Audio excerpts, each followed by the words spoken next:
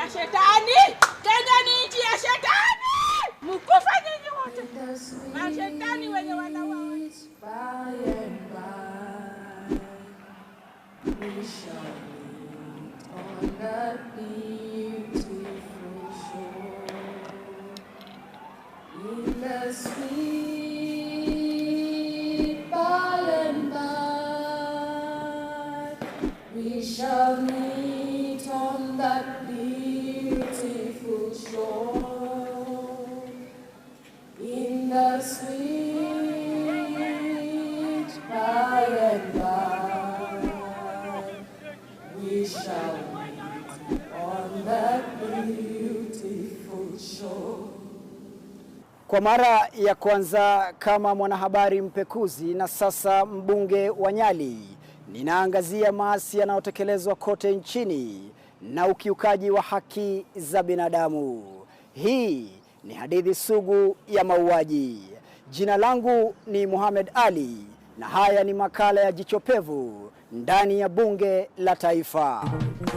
Baba na mama waliniambia ewe kijana, kuwa mwanangu jione dunia ina mambo yao siku yasikiza, sasa mimi najuta kweli na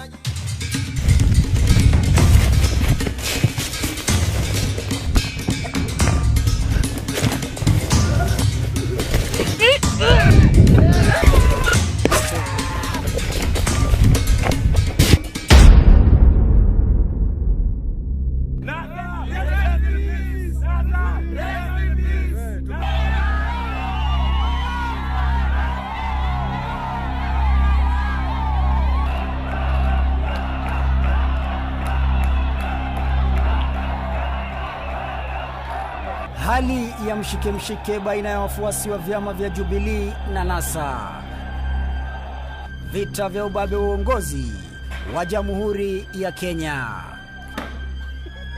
Shabiki, raia wapenda amani na mabadiliko. Matokeo,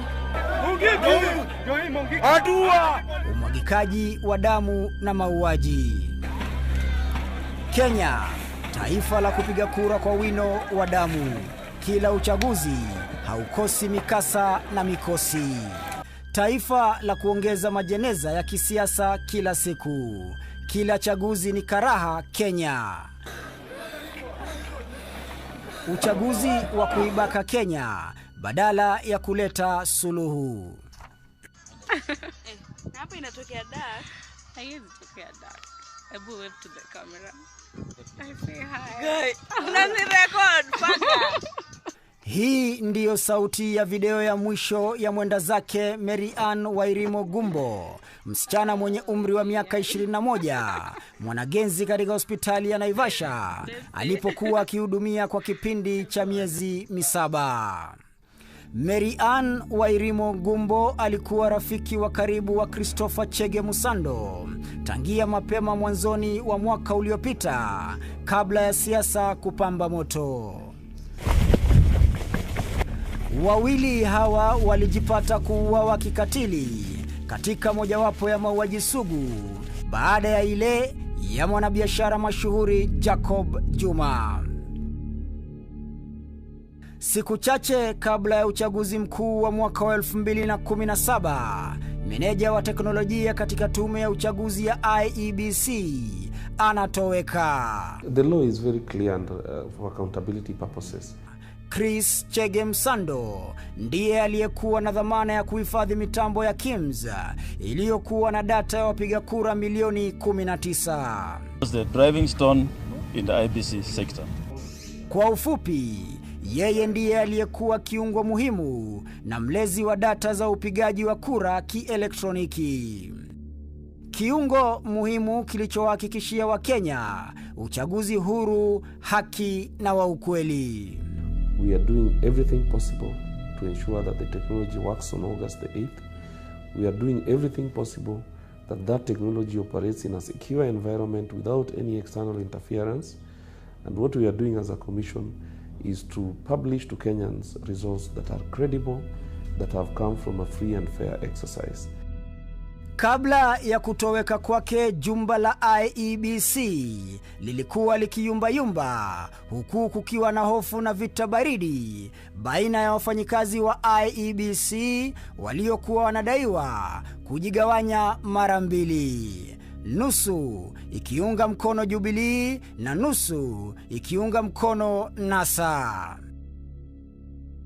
Huku vita hivyo vikiendelea, mkurugenzi ambaye ni kiranja wa kazi wa Chris Msando kwa jina la James Muhati alipewa likizo ya lazima miezi mitatu kabla ya uchaguzi mkuu kwa madai ya kupinga mchakato wa kupiga msasa mitambo ya teknolojia ya IEBC.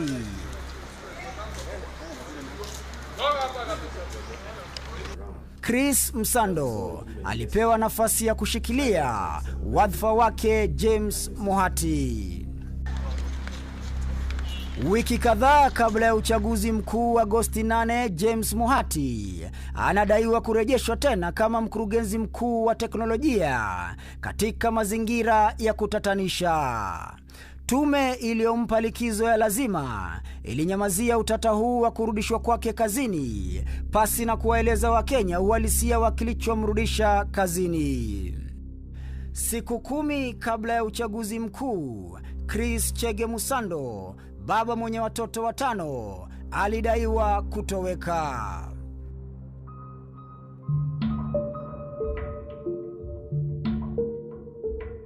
Usiku wa mwisho kabla ya kutoweka kwake, takriban mwendo wa saa 6:30 za usiku, Msando alimtumia mke wake ujumbe mfupi wa maneno, yaani SMS, na kumwarifu kwa lugha ya Kimombo kwamba yuaondoka kazini. He sent the message some minutes past midnight and said he's almost leaving. And I responded and told him, that's fine. When you get home, call me so that I ask them to open the door. And he responded and said, fine. Ujumbe wa pili uliofuatia ulimfanya mkewe Msando kushuku mtumizi wa simu ya mume wake, kwani jawabu alilotoa halikuwa la Msando. Kwa wakati huu wa kuwasiliana kwa simu, Chris Msando alikuwa mateka chini ya makachinja waliokuwa wakitumia simu ya Msando kumjibu mkewe. Huo ndio uliokuwa ujumbe wa mwisho baina ya wawili hao. Ghafla bin vu, Chris alitoweka. I tried to reach him actually the whole day, but got back home in the evening. It was still not going through and he hadn't come home. So I informed his brothers and my brothers, and we agreed to give it time, but by morning he still hadn't come. And we went to report to the station, which is near our house here at Embakasi, as a missing person. After having reported that his life was in danger, that he was sent to a police station. Probably the police or the government should have followed up to find out precisely who were these people who were issuing threats to him. Kwa wakati huo wote, CID iliyokuwa chini ya uongozi wa Ndegwa Muhoro, mkurugenzi wa CID ambaye katika uongozi wake watu wengi waliuawa katika njia ya kutatanisha, akiwemo Jacob Juma, mbunge wa Kabete George Mushai, Mesha Kiebei, wakili Willy Kimani, mteja wake Josephat Mwenda na dereva wa taksi Joseph Moirori, waliouawa na miili yao kutupwa katika mto Oldonyo Sabuk, Kilimambogo, katika kaunti ya Machakos, mpakani mwa kaunti ya Kiambu. Idara ya CID ilisalia kimya na kufuata mkondo, pasi na kuwahoji maafisa wa IEBC na familia ya Msando. Familia ya Msando iliamua kujitafutia haki na ukweli. We looked at the signing out register. The time he signed out from their parking. You know, they don't park directly at the anniversary, they park across the other side. Yeah, so there's nobody register that you sign as you leave. It was about 9:38. 9:38. That Friday was it was 9:38. According to the register, that was 9:30 p.m.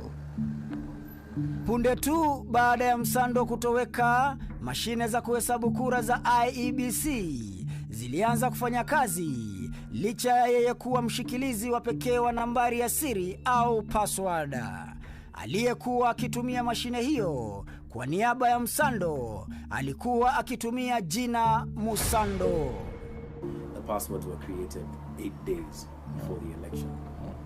Chris was murdered 8 days to the election.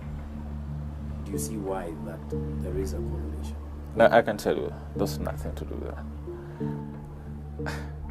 You know, I can't say what I can say about the death and the system. There's no linkage. Okay? That is the SFTP server being created by internal officers. There were claims that Chris, of course, had access to the KIMS, which was not true. It wasn't true. Very few people knew the controls around KIMS. Very few people.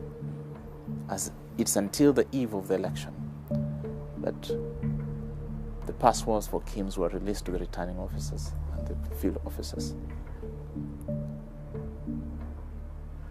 Even us who now take the responsibility, we're given a password, but we don't use it. But given your position, just keep it. So there was a protocol, there was a procedure to be followed on how the passwords will be managed.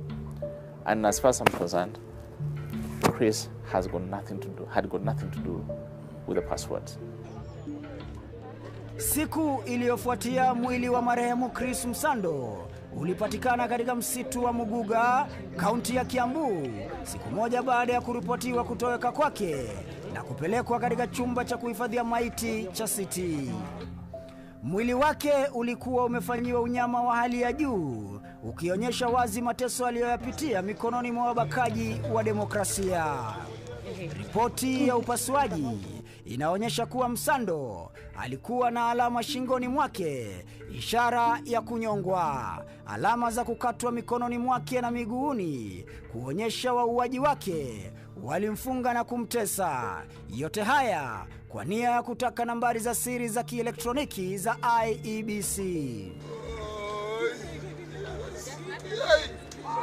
Je, ni nani aliyemuua Christopher Chege Msando?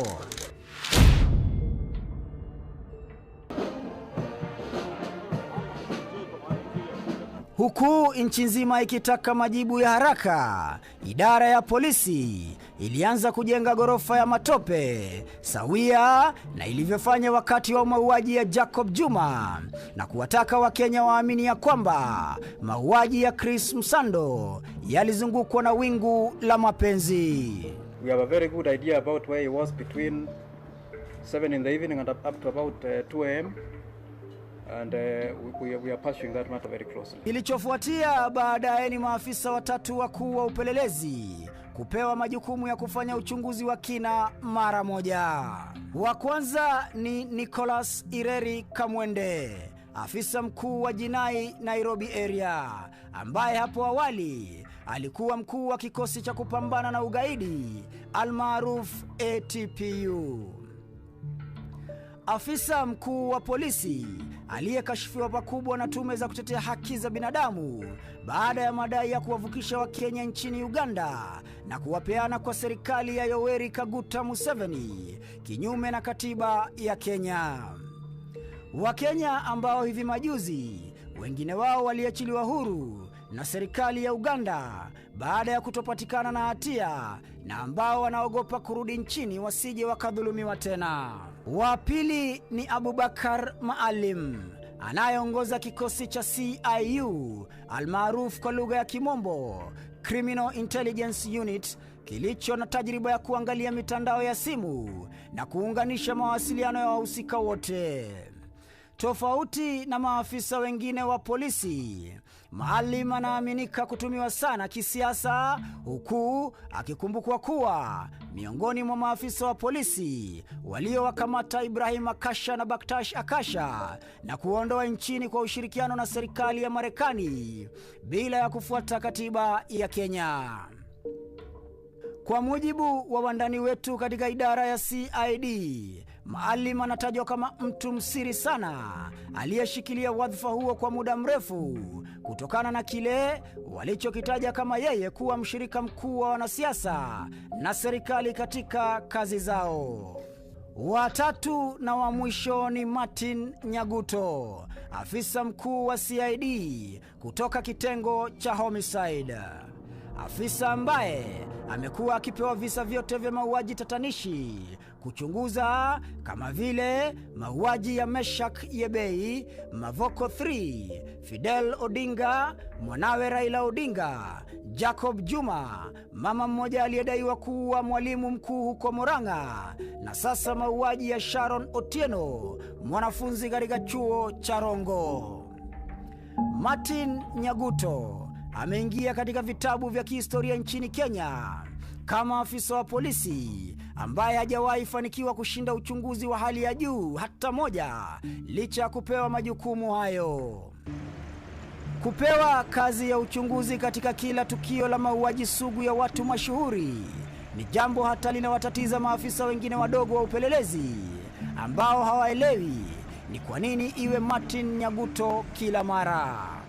Maafisa hawa watatu walitakiwa kuripoti matukio yote kwa aliyekuwa mkurugenzi wa CID wakati huo, Francis Ndegwa Muhoro, ambaye tangu ashike usukani na kuondolewa kwake alionekana kufanya kazi ya kutia gunia upepo. Officers are supported by the homicide team on the case to retrace the movement of the deceased right from the time he left office and any other movements that he might have made in the course of the day, for us to get to know at what point or who are involved with this heinous act. I've put in my best team, and if the need be, we will seek support from elsewhere. But I'm very confident that we have a team that is able to unravel this. They have done it before. I don't see why we can't do it now. Ndegwa Muhoro, kiranja wa kikosi hicho na msiri mkubwa katika idara ya ujasusi, hajawahi shinda kesi yoyote kubwa kama msimamizi wa idara hiyo. Ametajwa na kudaiwa kuhusika katika sakata mbalimbali, ikiwemo ile ya NYS ya kwanza, ardhi mbalimbali, sakata ya dhahabu iliyomfanya rais wa Kongo Joseph Kabila Kabange kuingia nchini kutaka suluhu ya wizi mkubwa wa dhahabu kutoka taifa lake hadi Kenya na watu waliokuwa wakipokea ulinzi kutoka kwa asasi za usalama. Kwa ufupi, Ndegwa Muhoro alikashifiwa vikali kwa kudaiwa kugeuza idara ya ujasusi na kuifanya idara ya matajiri na maslahi. Watatu hawa, Nicholas Kamwende, Abubakar Maalim na Martin Nyaguto, licha ya rekodi zao finyu, walionekana kama chaguo bora na Ndegwa Muhoro katika operesheni hiyo. Pasi na kupoteza muda, walianza uchunguzi mara moja. Sawia na operesheni za hapo awali za uchunguzi wa polisi katika kila mauaji, hatua ya kwanza ilikuwa ni ya kuwatumia wanahabari polisi wanaowakilisha na kuwatumikia ndani ya vyombo vya habari kuwapotosha Wakenya kwa kulengesha mauaji hayo kama mauaji ya kimapenzi. Licha ya taarifa za polisi na madai ya ziara ya Chris Msando kabla ya kuuawa kwake, Jicho Pevu sasa limebaini kuwa usiku huo wa Ijumaa, Chris Msando alitoka ofisini na kuteremka hadi katika mkahawa ulioko chini ya jengo la ofisi za IEBC. Muda mfupi baadaye, Chris Msando alielekea katika mkahawa wa Club 7 mkabala na jumba la anniversary, na ni hapa ndipo waliungana na watu wengine wawili, miongoni mwao mwanafunzi wa KMTC Karo Ngumbu na jamaa mmoja kwa jina la Dan Kinywa. Saa 8:20 za usiku, Dan Kinywa aliondoka na kumwacha Msando na Karo Ngumbu. Dakika 4 baadaye, gari ya Chris Msando lilionekana likiondoka katikati mwa jiji la Nairobi likielekea barabara ya Kenyatta karibu na jumba la utalii. Ndani ya gari, watu wawili. Abiria wa pili, mwanamke aliyekuwa amevalia nguo nyekundu. Muda mfupi baadaye, gari hilo linaonekana na wawili hao katika barabara ya Uhuru kabla ya kuchukua mkondo wa karibu na mzunguko wa Bunyala. Takriban dakika 10 baadaye, gari hilo linaonekana tena katikati mwa jiji la Nairobi likiwa na abiria mmoja pekee. Mwanamke aliyekuwa amevalia nguo nyekundu haonekani tena. Dakika 13 baadaye, gari hilo linaonekana katika barabara ya Juja likielekea barabara ya Thika. Kwa mujibu wa wandani wetu ni kwamba hii ndiyo mara ya mwisho kwa gari hilo kuonekana kabla ya kuegezwa katika maeneo haya ya Roysambu. Hapa Askari Gongo anasema kuwa usiku huo alimuona jamaa mmoja mweupe, mrefu na mwembamba, aliyeegesha gari hilo sehemu hii na kwenda zake. Ilikuwa ndani ya katikati ya hizo gari. Nikaona mangaza juu hizo magari ilikuwa nafunika mimi. Kutoka kidogo juu nilikuwa nataka aona ni nini inasimamishwa na mwenyewe akarudi. Hakuona mimi kupaka na kufunga mlango yake anaenda. Nilikuwa kama magari najaa hapa mpaka huko ya hao vijana. Najua hao vijana kufika weekend wanachukua magari ya baba yao. Anakuja kunya naye hapa. Mimi mangaza ndio ilifanya nikaamua niangalie hiyo kijana gani analeta gari yake. Nikaona kama anapaka hapo akarudi nyuma. Hata yeye bila alienda, hakuwa anajua naonekana hapo, lakini mimi ndio niliona yeye. Niliona hata mbega yake Zaila ana cross barabara anaelekea mahali anatoka na hiyo gari. Kuna jamaa mwingine alikuja hapo, akaangalia hiyo gari, akaangalia na mimi naona yeye akaangalia hiyo gari, akaterumuka huko chini. Kufika saa 7 ndio hao wakaanza kuingia hapo. Lakini baadaye saa 7:30 ndio hao wanaanza kuingia hao mapolisi. Zaidi ya 30 walikuwa hapa. Hata magari yao ilipakiwa paka huko chini. Duru zinatuarifu kuwa jamaa huyo ni miongoni mwa wengine 8, akiwemo mwanamke mmoja waliopokea mafunzo tosha na wanaotumika katika operesheni speciali za mauaji, kando na kupiga kambi katika maeneo ya Kitusuru. Alikuwa sio mrefu sana. Alikuwa na jacket grey. Akarudi tu huko. Hata baada ya kuuawa kwake, mwili wa marehemu kwa mujibu wa duru zetu ulifichwa katika sehemu ya siri ya chumba cha kuhifadhia maiti waliotambulika, kukiwa na madai ya utata ya kutangaza kifo chake. Haijabainika wazi ni nani alipeleka mwili wake huko kabla ya kutambuliwa na familia. Mwili wake ulionekana kupanguswa kabla ya kuletwa katika chumba cha kuhifadhia maiti cha City. Karo Ngumbu, msichana aliyepatikana na msando, naye alijipata katika songo mbingo hili na kuuawa kinyama. Sawia na mateso aliyopitia Chris Msando, wote wawili walielekezwa hadi msitu uliogeuzwa na kuwa kichinjio chao. Kufungwa mikono na miguu, kea kichapo cha umbwa, kupasuliwa mkono, kunyongwa kabla ya kuuawa, huku Karo Ngumbu naye akinyongwa na kufa kifo cha polepole kabla ya kukata roho. La kushangaza zaidi ni kuvuliwa nguo na kuachwa uchi. Hebu tuseme mwezi huu wa 7 tumeokota watu 4 kutoka kwa hii kichaka chetu, na hao watu ni watu hatujui, wanaletwa tu hatujui wametolewa wapi. Wanaonekana ni kama kunyongwa hivi, alafu wanakuja wanatupwa. Ni watu ambao hawajulikani, sio kutoka katika sehemu hii. Tunataka serikali react immediately, at least security iwe sawa sawa, kwani JE inapitia watu wengi. Sasa kwa wiki moja watu wawili wamechukuliwa kwa wamekufa. I was called and told I need to go to somewhere near Integrity House in a hurry. And we went there, and they say now we have to start looking in the mortuaries. So I asked them, why? What's going on? And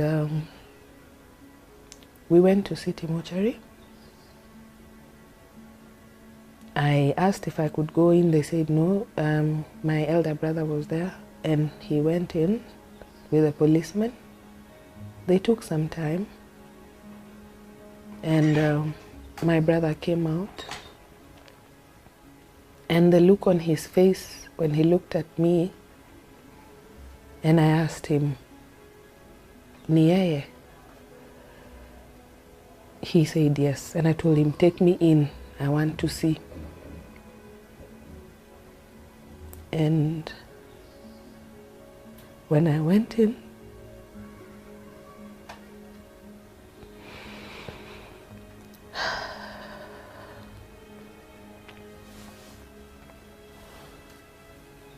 I saw him cold and lifeless. I was in shock. I didn't expect to. Till now, it's still, the picture is there with his eyes shut on a metal, on a slab. I was in shock, but I asked them, unwrap the bed sheet that was covering him so that I could be sure his face was, that was Chris. There was nothing wrong on his face. And the moment they unwrapped him, I noticed 3 deep cuts on his hand, on his forearm. There were 3 well-measured cuts, still bleeding. And I asked them to turn him and turn him again, because I couldn't believe that was the most visible thing I could see. And I asked myself, why? And who did this? Those were the only things I kept asking. Who did this and why? I didn't know what to think of it till now. And the only question was, what am I going to tell my children? Sawia na mauaji ya Jacob Juma, vyombo vya habari vyote vilikimbilia ripoti ya polisi na kuchezeshwa densi ya zilizopendwa. Darubini ilielekezwa kwa msichana Karo Ngumbu badala ya wauaji waliotekeleza mauaji hayo. Jina la Karo Ngumbu lilianza kugonga vichwa vya habari. Njama ya polisi ilifaulu kupoteza hamaki za Wakenya, lakini sio kwa muda mrefu. Familia ya Msando ilijipata kubanwa kati ya taarifa hizo zilizokuwa zikienezwa kwenye mitandao. I didn't know what I was going to tell them. I was confused. I was in shock. I still am in shock. And I still ask why. Whoever did it, why? What for? And why in that manner? Don't you have a heart? Don't you think he's a father? The least being a husband. And the children need him. I still ask myself why. Why? Kwa mara ya kwanza dadake marehemu anapasua mbarika na kuzungumzia utata uliozingira kifo cha dadake. Jadida Wanjiko, dadake Carol Ngumbu, anasema kuwa Chris Msando alikuwa na uhusiano wa kimapenzi na dadake tangu na jadi, na kamwe hangelidhania mauaji kama hayo kutokea. Uhusiano wa Chris na Mariana ulikuwa vipi? Okay, siwezi sema sana juu siko na mile ilikuwa niambia, hey, I've met this guy anaitwa Chris and wamekuwa pamoja. Sitangu alikuwa anafanya Naivasha Hospital and ananiambia time yenye napeleka deliveries huko, ananiambia sitakuwa around. Chris amenikujia, tunaenda Nairobi na muendea kama ni Friday na mrudisha Sunday. Yeah. Siku ya kutoweka kwao, Jedida hakuchukulia na uzito wowote, kwani alijua walikuwa na Chris Msando. Woga ilimuingia alipopata dadake hapatikani kwa simu. Nilimaliza kile nilikuwa nafanya, mimi simu yangu ikazima. After simu kuzima, sasa nikaona sasa nitaenda wapi bila simu. Nikaenda tu nyumbani, nikauliza hajafika. Akasema sawa. Kesho yake nikaamka hajafika nyumbani. Akasema maybe atakuja. Hakukuja. Kaka Sunday, nikakaa nikimjaribu simu, voicemail. Nikamjaribu, namtumia message, nikamwambia aniambie kama ako okay because we are worried, and akwa na reply simu iwashwe. Naogopa kupigia Chris nimuulize kama waliachana vizuri ama nikasema acha nimpe time. Ikafika Sunday nikampigia, bado simu ilikuwa tu voicemail.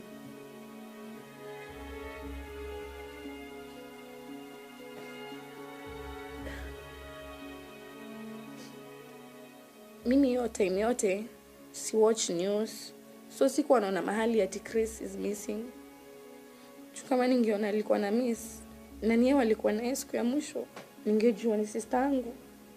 Monday ndio nikaona amepatikana with a known body. Nikajua ni sister yangu. Mwenye alisema ako City. Nikapigia kazini yangu mkubwa, nikamwambia tupatane City na usiambie mtu ili tukajue. Tusi break news na isikuwe si hivyo. Tukaenda. Kitu cha kwanza venye tulifika, huyo madam akatuambia unataka nini? Kwambia kuna sister yetu ameenda missing from Friday. Na tumemtafuta, ameenda mteja, and mtu mwenye alikuwa na yeye pia yeye amepatikana ako huko. Tumesikia ako huko, na pia aliniangalia tu akaniambia please nifuateni. Mimi nikaisha nguvu. Tulikuwa na rafiki yangu mmoja, kaenda kaingia, kufika hapo kwa mlango akaingia. Hata kabla niingie nikasikia rafiki yangu akishout Karo, kwa nini? Kajua tu ni sister yangu.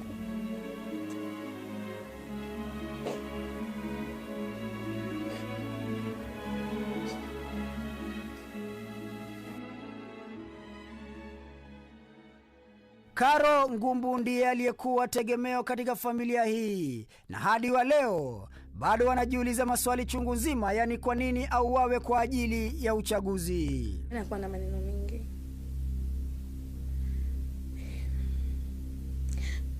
Miriam hata ungemuongelesha ama umwambie vibaya kujibu. Alikuwa tu mtulivu, alikuwa anapenda tu kusoma sana. Yeah.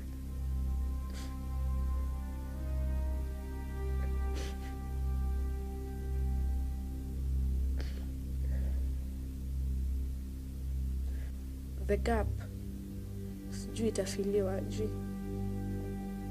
Tumekuwa tu na mashida hata ya mwili, gonjeka every time, and kila saa tukimfikiria so sasa Mungu ametusaidia, we are okay, we are good. Yeah.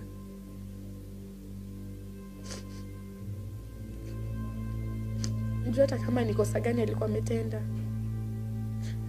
haikumaanisha uliwe. Yeah.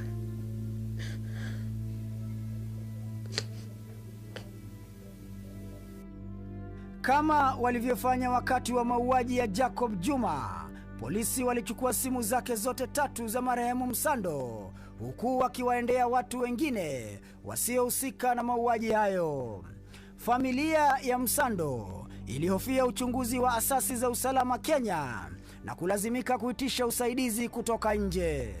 We as a family are the investigating arm of the police to expedite their process, and we have heard that the UK and the US government are willing to help with the investigations to get to the bottom of this matter. We urge the police to take up this offer if it will conclude the matter with urgency.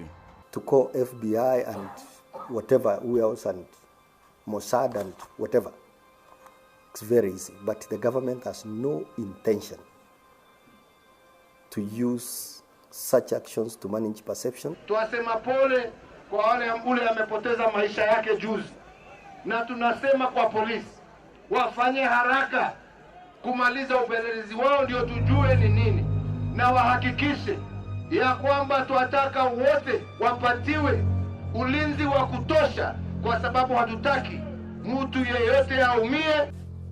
Kufikia wakati huo ni watu wawili pekee walishukiwa. Andrew ambaye ni mmiliki wa nyumba anaoishi Msando, na msichana mmoja mwenye umri wa miaka 16, mwanafunzi wa shule ya msingi kutoka Migori. I was equally surprised because the time they were arresting this girl, I was still in the village. And I read in the papers that a girl of 17 years old has been arrested in Migori. To have had either Chris's phone or having sent the threats to him, or any other issue that could have not been privy to. And then the second story I heard of his former landlord arrested in Embakasi. What I believe happened between him and the landlord was not something so grievous that would cause really make that guy to get away of trying to eliminate him. What happened when he was staying in this house initially belonged to the wife of this gentleman. And I was told that they disagreed. So the wife went and told Chris that you'll now be paying rent direct to me. And the man of the house was not happy about it. Yeah? So I think they must have exchanged. But for sure, I saw that was a very innocent man. He could have not been involved in Chris's murder at all. The car is still being held at the CID headquarters, and they said, why are we in a hurry to try and get the car out? Because the one for Jacob Juma is still there, and the one for former MP of Kabete Mushai is still there. So Chris's case is just so recent. Why do we have to hurry? Because they say they're still doing further investigations. Vifo vya wawili hawa vilishia katika kaburi la sahau. Siku zilizofuatia baada ya uchaguzi, mauaji yalizidi kushamiri.